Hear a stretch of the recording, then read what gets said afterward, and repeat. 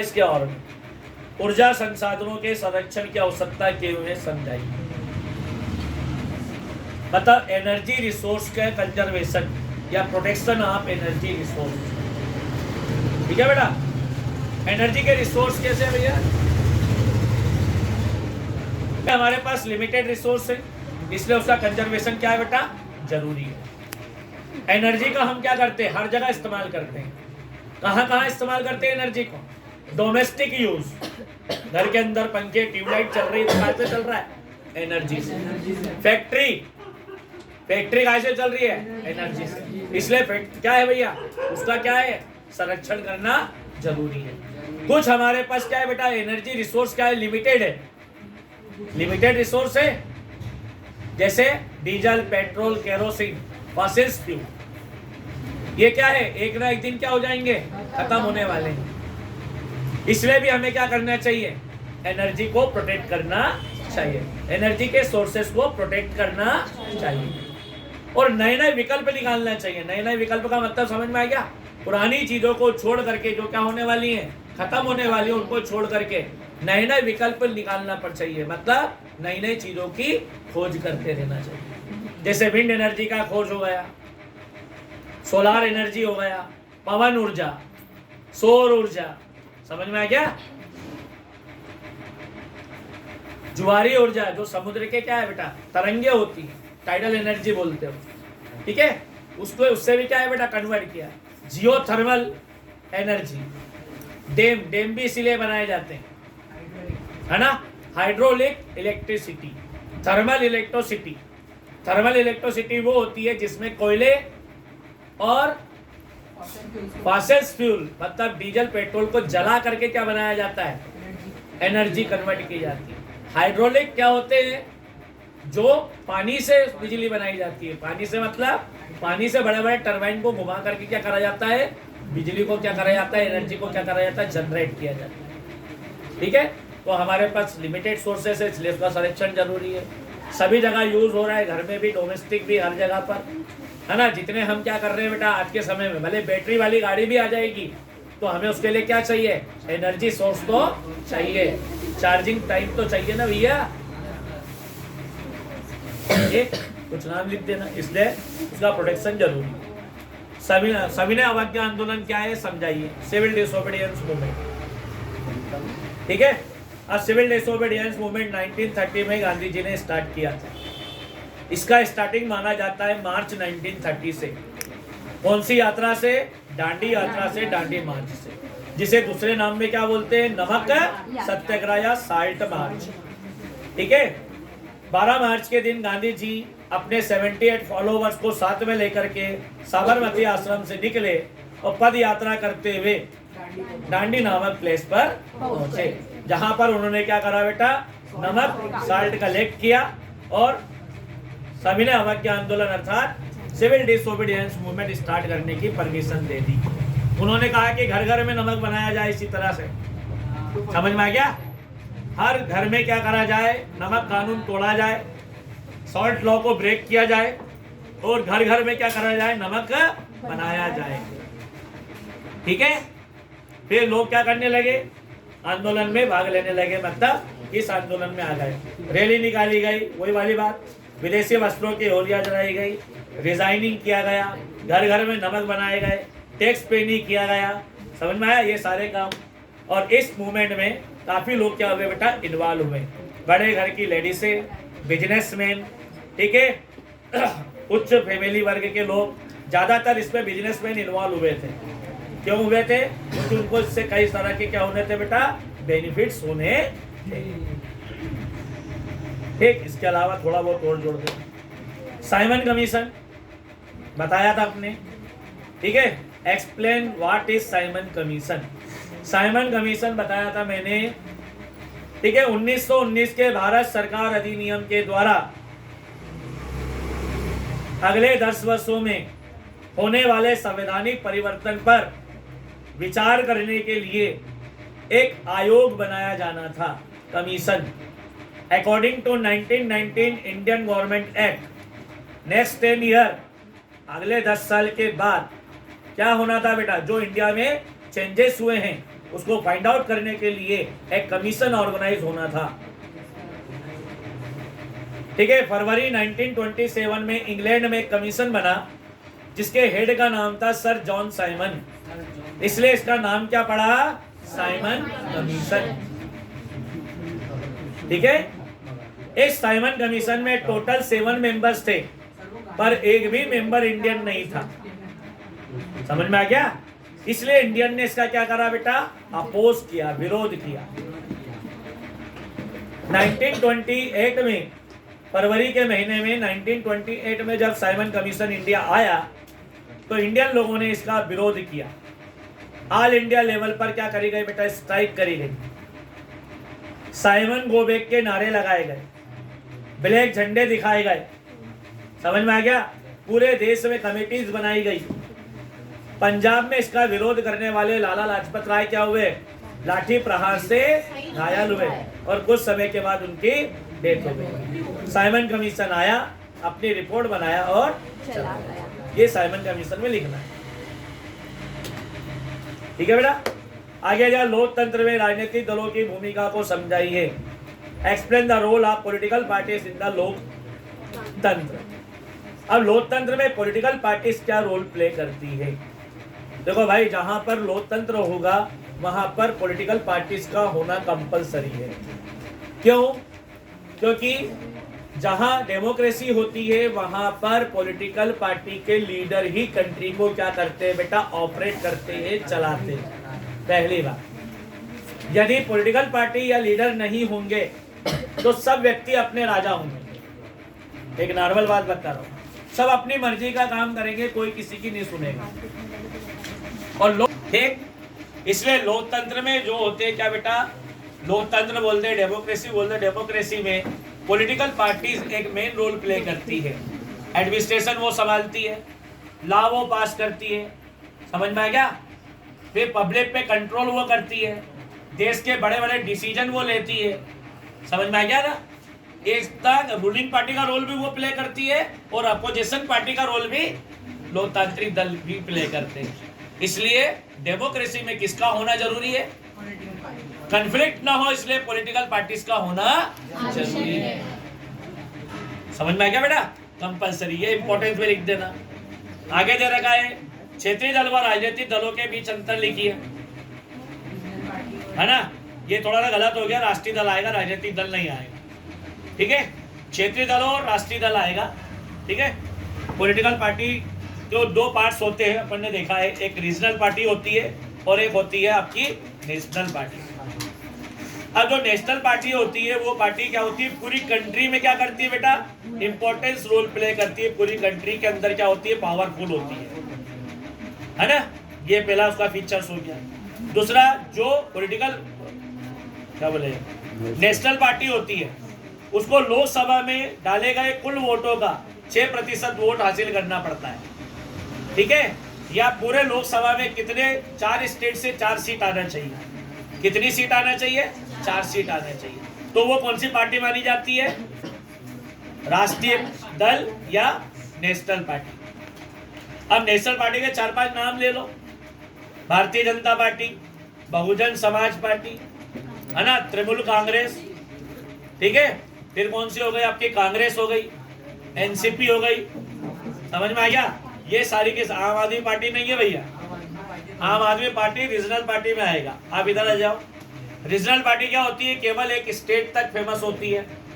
ठीक है, और ये स्टेट लेवल पे वर्क करती है। स्टेट तक फेमस होती है, स्टेट लेवल पर बनती है और वहीं वर्क करती है। ठीक है बेटा? लोकल पार्टी जो होती है उसको विधानसभा में डाले गए वोटों का कितना मिलना चाहिए, 4%, सॉरी 6% मिलना चाहिए। विधानसभा में जो डाले गए वोट है उनका 6% उनको मिलना चाहिए, या 2 सीट आना चाहिए। कितनी सीट आना चाहिए, 2 सीट। अब लोकल पार्टी के 2-4 नाम लिख दो। एक नाम सुना होगा आपने, शिवसेना। एक नाम सुना होगा, जनता दल। ठीक है, समाजवादी पार्टी, बहुजन समाज पार्टी नहीं भैया, बहुजन पार्टी क्या हो गई, राष्ट्रीय दल हो गई है। ठीक है, अगली कौन सी हो जाएगी, आप पार्टी या आम आदमी पार्टी। समझ में आ गया? तो ये सब आपकी कौन सी हो गए बेटा? लोकल पार्टीज हो गई। ये दोनों में डिफरेंस हो गया। ये हमारा एक सेट क्या हो जाता है? कंप्लीट। उसका रिसोर्स पर क्या प्रभाव पड़ता है? ठीक है, क्या करा जा रहा है कि इंडस्ट्री में ज्यादातर रिसोर्स का यूज किया जा रहा है, जिससे रिसोर्स क्या हो रहे हैं? डिप्लीटेशन होता जा रहा है। आपको मालूम होगा सबसे ज्यादा रिसोर्स का इस्तेमाल काय में किया जाता है बेटा? इंडस्ट्री में किया जाता है। हम लोग घर में कितना लिमिटेड रिसोर्स यूज करते हैं, ठीक है ना? तो दो प्रॉब्लम अपने को लिखना है जो कैसे स्टार्ट हो रही है इंडस्ट्री से। तो सबसे पहले शॉर्टेज हो रही है किसके बेटा? रिसोर्स। दूसरा, रिसोर्स क्या हो रहे हैं? पॉल्यूटेड हो रहे हैं। पॉल्यूशन हो रहा है। अरे पॉल्यूटेड हो रहे हैं, इसलिए क्या है बेटा? डिस्क्रिमिनेशन तरीके से उसको यूज किया जा रहा है। Second, there write two way of the conservation of resource. Resource को कंजर्वेशन करने के दो वे बताना, दो तरीके बताना। कौन से दो तरीके लिखेंगे आप? एक तो लिमिटेड यूज किया जाए। देखो भाई, एक तो लिमिटेड यूज किया जाए तो हम रिसोर्स को क्या कर सकते हैं? रिजर्व कर सकते हैं, कंजर्व कर सकते हैं। दूसरा, ऐसे रिसोर्स जो खत्म होते जा रहे हैं उनको क्या करें? उनकी जगह क्या करें? मैंने अभी आपको बताया, विकल्प खोजे जाए, मतलब उनके क्या है? सब्स्टिट्यूट निकाले जाए, तो भी हम रिसोर्स को क्या कर सकते हैं? बचा सकते हैं। ठीक है, एक तो लिमिटेड यूज किया जाए, ठीक है बेटा। अगला, पॉल्यूशन से रोका जाए उनको। यदि जो भी रिसोर्स है उनको पॉल्यूटेड होने से क्या करा जाए बेटा? कंट्रोल किया जाए। आगे दे रखा है write two causes of soil erosion. Soil erode होने के दो कॉजेज लिखना है। वही सबसे पहली बात इरोज के लिए है ना, तो वही सीट अपर्दन कल बताया था अपन ने। विंड फ्लो लिख दो, डिफॉरेस्टेशन लिख दो, ओवर ग्रेजिंग लिख दो, अत्यधिक चारा ना। सॉइल इरोजन का मतलब समझ में आ गया हिंदी में? मृदा अपरदन के कारण लिखिए। तो मृदा अपरदन के कारण में क्या लिखोगे? पहला ओवर ग्रेजिंग, अत्यधिक चारागाह। समझ में आ गया?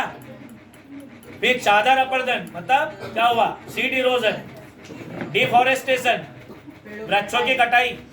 कोई भी दो लिखना है आप, ठीक है बेटा। Write two characteristic of alluvial soil. Bharat के बहुत बड़े इलाके में, सबसे ज्यादा इलाके में कौन सी सॉइल फैली हुई है? जलोढ़ मिट्टी सबसे उपजाऊ है ना। गंगा और ब्रह्मपुत्र नदियों के बहने से है ना, लाके डिपॉजिट करने से बनी है, ठीक है। सबसे ज्यादा उपजाऊ मिट्टी है ये, ठीक है। इसमें सभी तरह के पार्ट्स पाए जाते हैं, मतलब मुलायम मिट्टी भी होती है, थोड़े कंकड़ भी होते हैं और ज्यादा बड़े नोडल्स भी होते हैं। इसको एज के हिसाब से कितने भागों में बांटा है? 2 भागों में। वो भी इसमें लिख सकते हैं आप, खादर और वाटर रिन्यूएबल रिसोर्स। अब रिन्यूएबल रिसोर्स कौन से? जिनका हम क्या करा जा सकते हैं? एक से नहीं, एक से बल्कि कई बार क्या किया जाए बेटा? यूज किया जा सकता है। जिनको हम कंटिन्यूअस बार बार क्या कर सकते हैं बेटा? यूज कर सकते हैं। वो होते हैं कौन से रिसोर्स? Renewable resource. जैसे वाटर, सनलाइट, है ना, विंड एनर्जी, ये सब एग्जाम्पल लिखना है आप। फॉरेस्ट भी होते हैं, फॉरेस्ट भी ऐसे होते हैं जो रिन्यूएबल होते हैं, है ना। सॉइल भी जो है वो रिन्यूएबल है। ये सब रिसोर्स है आपके, है ना। वाटर नॉन रिन्यूएबल रिसोर्स, वही जिनका हम क्या है? बार बार यूज नहीं कर सकते, है ना। जो एक बार यूज होने के बाद क्या हो जाएगा? दोबारा यूज के लिए हमारे पास उपलब्ध ना हो, ऐसे रिसोर्स क्या कहलाते हैं? Non renewable. अनवीनीकृत, तो अनवीनीकृत में कौन सा आ जाएगा? फॉसिल्स फ्यूल, डीजल, पेट्रोल वगैरह, है ना, लकड़ी वगैरह। ये लकड़ी भी एक क्या है? रिसोर्स है। समझ में आ गया? तो डीजल, पेट्रोल वगैरह इसके अंदर आप लिख देंगे। कोल लिख देंगे, कोल कोयला, ठीक है बेटा। आगे they write the types of resource on the basis of availability, ठीक है बेटा। अवेलेबिलिटी के हिसाब से कितने टाइप के हैं भैया? उपलब्धता के आधार में कितने प्रकार के? कौन कौन से? नहीं, अवेलेबिलिटी के हिसाब से 2 ही है भाई। अवेलेबिलिटी का मतलब ही होता है एक्सेसिबिलिटी, ठीक है। बायोटिक और अबायोटिक, ठीक है बेटा। बायोटिक और अबायोटिक बताया था नहीं। अवेलेबिलिटी का मतलब वो, सॉरी, रिन्यूएबल और नॉन रिन्यूएबल, जो ऊपर दिया वही वाली चीज है, ठीक है बेटा। चलो, right the types of resource of the basis of ownership. Ownership base पे 4 प्रकार के होते हैं। कौन कौन से? इंडिविजुअल, कम्युनिटी ऑन रिसोर्स, व्यक्तिगत रिसोर्स, सामूहिक रिसोर्स, ठीक है बेटा। फिर आगे क्या बताया आपको? फिर पब्लिक, सॉरी नेशनल और इंटरनेशनल, राष्ट्रीय और अंतरराष्ट्रीय रिसोर्स, ठीक है बेटा। आगे दे रखा है आपको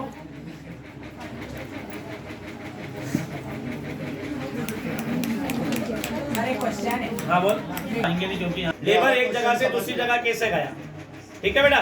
द एज ऑफ इंडस्ट्रियलाइजेशन का क्वेश्चन है कि लेबर जो होती है, मतलब मजदूर को एक जगह से दूसरी जगह कैसे ले गए।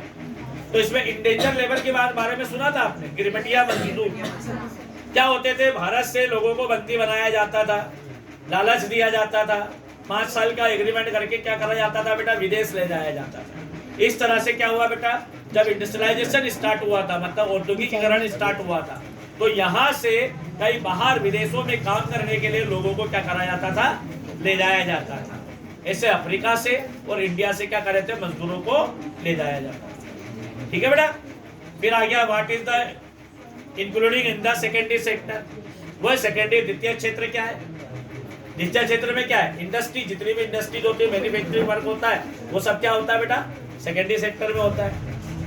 फिर वो टर्सरी सेक्टर अपन ने भी थोड़ी देर पढ़ाई, द्वितीय क्षेत्र क्या होता है। यहाँ जरा का what is mean by paid leave. Paid leave का मतलब क्या होता है, ठीक है बेटा। देखो, एम्प्लॉयमेंट के 2 सेक्टर होते हैं स्पेशली, नहीं ऑर्गेनाइज और अनऑर्गेनाइज, है ना, संगठित और असंगठित। कई लोग संगठित क्षेत्र में काम करते हैं, कई लोग असंगठित क्षेत्र में काम करते हैं। तो जो लोग क्या होता है बेटा, संगठित क्षेत्र में काम करते हैं, जहां पर रूल रेगुलेशंस होता है, किसी को नौकरी पर रखा जाता है तो उसको ज्वाइनिंग लेटर दिया जाता है, ठीक है। तो ऐसी जगह पर व्यक्ति को पेड लीव दी जाती है। पेड लीव का मतलब समझ में आ गया? छुट्टी का भी पेमेंट दिया जाता है, तो उसको बोलते हैं पेड लीव, मतलब छुट्टी का भी पेमेंट प्रोवाइड किया जाता है, ठीक है। मतलब आपने संडे की छुट्टी मिली आपको, या होली की छुट्टी मिली, तो उसका पेमेंट आपको मिलेगा। किस जगह पर? जब कौन से सेक्टर में काम करेंगे आप? ऑर्गेनाइज सेक्टर में काम करेंगे, है ना। लेकिन अनऑर्गेनाइज सेक्टर या इनऑर्गेनाइज सेक्टर में काम करेंगे तो वहां पर आपको पेड लीव नहीं मिल जाएगी। Right the main provision of MNREGA.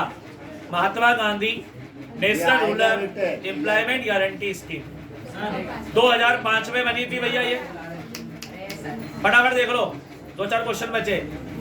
2005 में बनाई गई थी ये। इससे क्या था? ग्रामीण क्षेत्र के लोगों को जहां पर एम्प्लॉयमेंट प्रोवाइड नहीं होता है, वहां पर क्या है? 100 डेज का एम्प्लॉयमेंट प्रोवाइड कराना, और ये रोजगार दिया जाना था बीपीएल कार्ड वाले लोगों को। समझ में आ गया? इसके अंतर्गत ग्राम पंचायत के अंदर क्या कराया जाता था? रजिस्ट्रेशन कराया जाता था, और कम से कम 3 किलोमीटर के अंदर में क्या दिया जाता था? रोजगार प्रोवाइड किया जाता था, ठीक। यदि किसी व्यक्ति को जॉब कार्ड बनाने की परमिशन होती थी, इसमें जॉब कार्ड बनाता था, और जॉब कार्ड है और वो काम मांगता है, ठीक है, तो उसको कम से कम काम दिया जाएगा। 15 दिन के अंदर काम मिलना चाहिए। यदि 15 दिन के अंदर उसको काम नहीं मिलता है, तो 15 दिन बाद उसे घर बैठे मजदूरी मिलेगी, जितने दिन वो काम करने नहीं गया, ठीक है। और इसमें भी महिलाओं को 1/3 आरक्षण है। अंतर समझ में आ गया? तो ये मनरेगा का क्या है बेटा? फीचर्स। दोनों क्वेश्चन वही दे रखे, इंपॉर्टेंस और फीचर्स।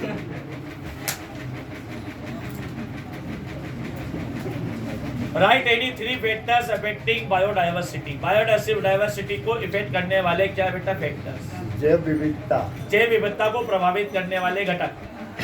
तो सबसे पहले लैंड रिलीफ। लैंड रिलीफ का मतलब है कि वहां की जमीन कैसी है, पहाड़ है, समझ में आ गया? धरातल कैसा, वहां का भूमि कैसी है, तो वहां पहाड़ है या ग्राउंडिंग एरिया है या प्लेट्यूज एरिया है। तो जहां जैसा एरिया होता है वहां की बायोडाइवर्सिटी भी वैसी होती है, ठीक है बेटा। मतलब जैव विविधता भी वैसी होती है। फिर आता है जलवायु। वहां जलवायु कैसी है? ठंड ज्यादा पड़ती है, गर्मी ज्यादा पड़ती है, बरसात ज्यादा होती है, समझ में आ गया ये। और वहां की वनस्पतियां मतलब पेड़ पौधे कैसे, ठीक है। जो किसको प्रभावित करते हैं बेटा? बायोडाइवर्सिटी को इफेक्ट करते हैं। ठीक है, write the note of 3 tier of Panchayati Raj system. कल बताया था ग्राम पंचायत, जनपद पंचायत और जिला पंचायत। पहले ग्राम सभा, फिर ग्राम पंचायत, फिर जनपद पंचायत और फिर जिला परिषद। कल अपन ने चर्चा करी थी, वही लिखना है इसमें। ठीक है बेटा, right 3 terms of credit. Credit की 3 टर्म लिखी है, वही वाली बात कल अपन ने देखा था। सबसे पहले प्रिंसिपल अमाउंट होना चाहिए, मूलधन होना चाहिए, फिर ब्याज की दर निश्चित होना चाहिए, ब्याज कितना है। ठीक है, फिर के कोई कोलैटरल मतलब जमानत रखने वाली चीज होना चाहिए, प्रॉपर्टी होना चाहिए, जमानत पर रख सके। अगला डॉक्यूमेंटेशन होना चाहिए, समझ में आ गया, सैलरी स्लिप वगैरह। ठीक है, क्रेडिट के लिए सब टर्म का आएगी। ठीक है बेटा, आगे दे रखा डबल कोइंसिडेंस वार्ड्स, बताया था मैंने, दोहरे संयोग का अभाव सबसे बड़ी समस्या है कि बार्टर सिस्टम।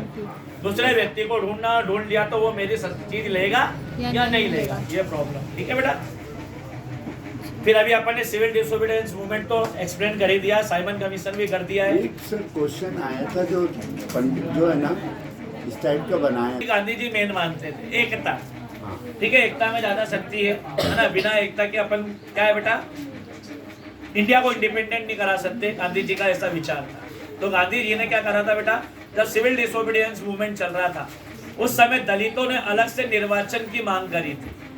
भीमराव अंबेडकर और गांधी जी के बीच में एक पैक्ट हुआ था जिसका नाम था पूना पैक्ट। 1932 में पूना पैक्ट हुआ था।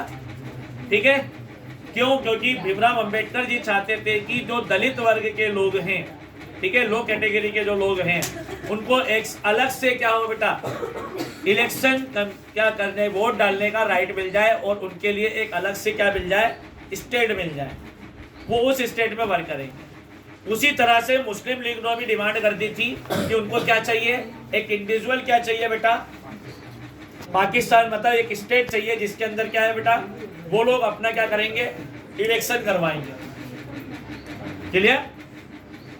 तो गांधी जी ने इन दोनों को रोकने की पूरी कोशिश करी और गांधी जी ने अम्बेडकर जी के साथ क्या कर लिया बेटा, कॉम्प्रोमाइज कर लिया जिसका नाम था पूना पैक्ट, पूना समझौता। इसके अकॉर्डिंग गांधी जी ने अम्बेडकर जी को मना लिया कि अलग से इनको निर्वाचन का राइट नहीं दिया जाए।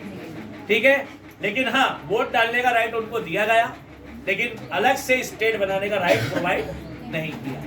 इसी प्रकार ठीक है, मोहम्मद अली जिन्ना से उनने बातचीत करी और मोहम्मद अली जिन्ना से बातचीत करने के बाद जो मुस्लिमों के लिए अलग से निर्वाचन की डिमांड कर रहे थे उनको रोकना चाहे, परंतु जिन्ना माने नहीं।